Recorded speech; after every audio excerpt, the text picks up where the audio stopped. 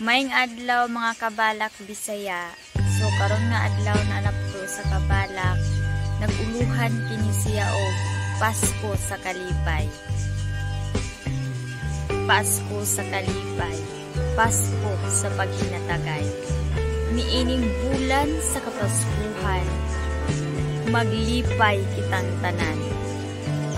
Kay mauman kini ang bulan nga dili nato makalimtan. Kay usa kini kahalandumon nga natawhan sa atong manunubos nga usa ka balaan. Niining bulan sa kapaskuhan, hinaot nga kitang tanan magmalipayon. Ug ang atong tagsatag sa kakasing-kasing malipayon uban sa atong mga minahal sa kinabuhi nga atong makauban sa atong tagsatagsa ka mga panimalay ug makaangkon sa tinos nagugma ug pagminahalay.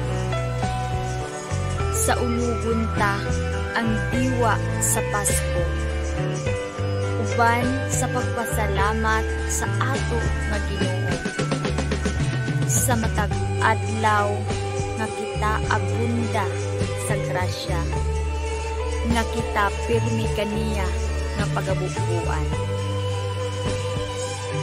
ug kita pirmi nga panalipdan sa mga pagsulay sa tong kinabuhi ug dako nga kalisdanan. Usa karon ka Pasko sa pagsadya ug kitang tanan magamaya. Wad-o nato ang atong mga kabuol nga gihambin sa atong adungan. Ang kasakit nga gibati sa kalipay atong magapulihan.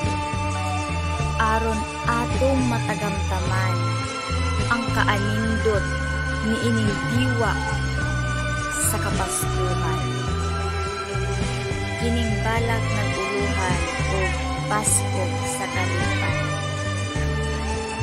Kiniday ang iyong magbalalak, Sayri Livino Librando from Bai City, Negros Oriental.